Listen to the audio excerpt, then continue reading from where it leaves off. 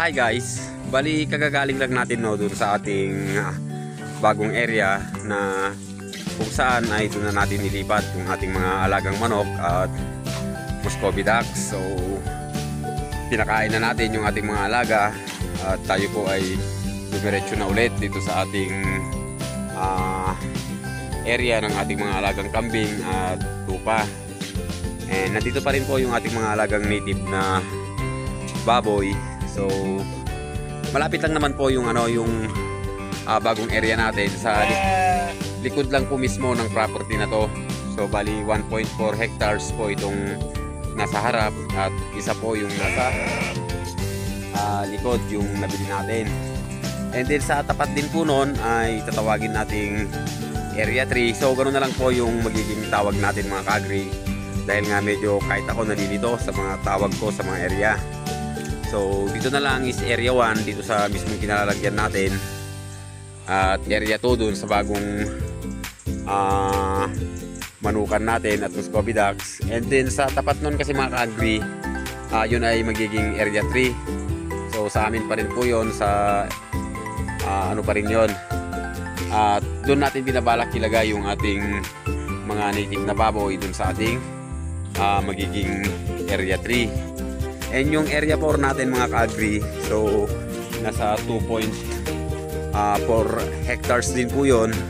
Kaya lang kung makikita nyo dito is nakahiwalay po siya, masyado po siyang mataas. So ipapakita lang po natin mga ka-agri. So nandun po sa part na yon yung area natin, area 4. So dyan po sa bundok na yan, bali may 2.4 hectares pa po dyan. So hindi pa po nagagalaw yun mga ka-agri. At dito pa lang po sa area 1 at saka 2 ay medyo hirap na po tayo. And kaya po tayo nandito ulit mga ka-agri. Maaga tayo nagpakain doon. Actually hindi maaga dahil sakto lang naman sa oras. Naipaayos na po kasi natin itong ating grass cutter. So may grass cutter po kasi sa bahay na naka-stock. Pinaayos ko kahapon. So kaninang umaga ay tinesting na natin sa likuran ng aming bahay, natapos na doon. And kanina bago tayo magpakain ng ating mga alaga doon sa area 2 ay nakapagsimula na tayo ng konti dito sa daan. At balak ko kasi mga ka-agri na i-grass cutter po lahat.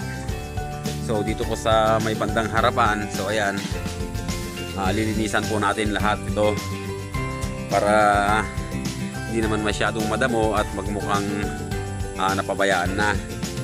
And dito naman sa part na to mga ka-agri, sa pastulan ng ating mga alagang kambing at tupa, so dito, so kung mapapansin nyo ay mataas na po yung damo na hindi naman kinakain ng ating mga alagang kambing at tupa. So tatanggalin po natin lahat yan, i-grass cutter natin mga ka-agri, para naman makatubo yung mga damo na kinakain ng ating mga alagang kambing. So medyo maluwag po yan. Kailangan po natin talaga tanggalin para makapenetrate na lumaki yung mga damo na kinakain ng ating mga alaga.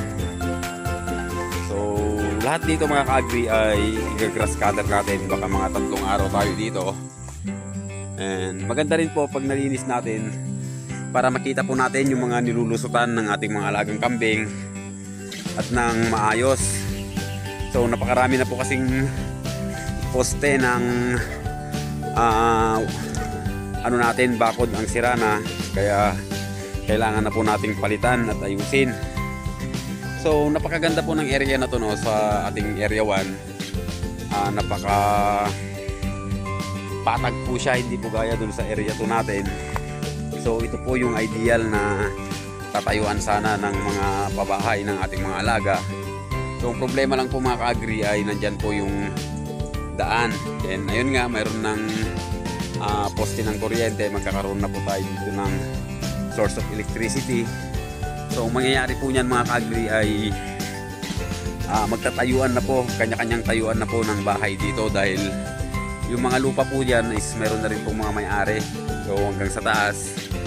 Ang iniwasan po kasi natin mga ka-agri, baka pagdating ng panahon or 5 years mula ngayon ay baka ano na po tayo, maging crowded na din po sa lugar at baka maging problema po natin yung mabahong amoy na galing sa ating mga alaga.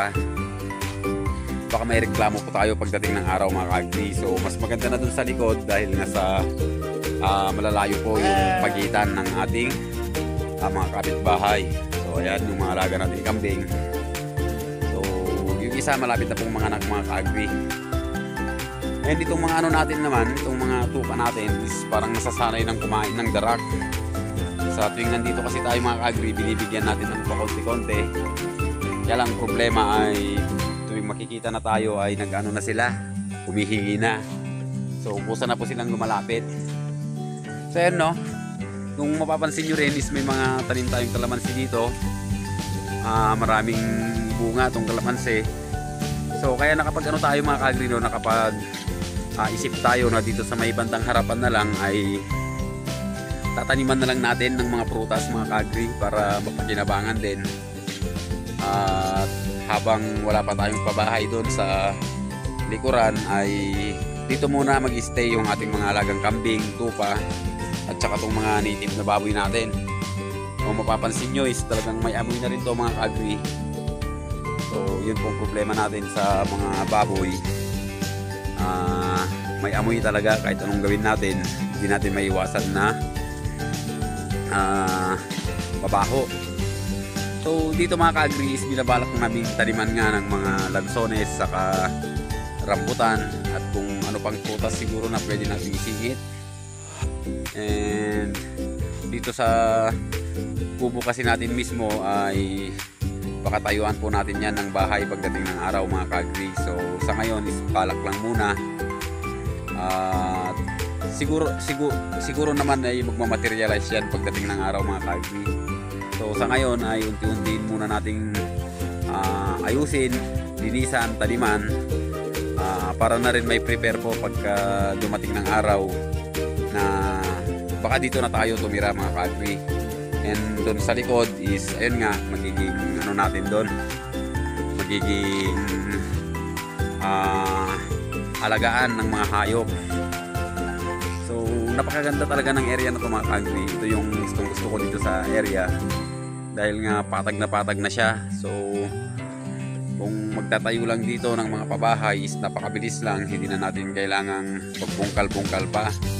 Pero yun nga ang problema mga ka-agri, baka pagdating nga ng araw ay may reklamo po tayo dahil nga po sa masangsang na amoy.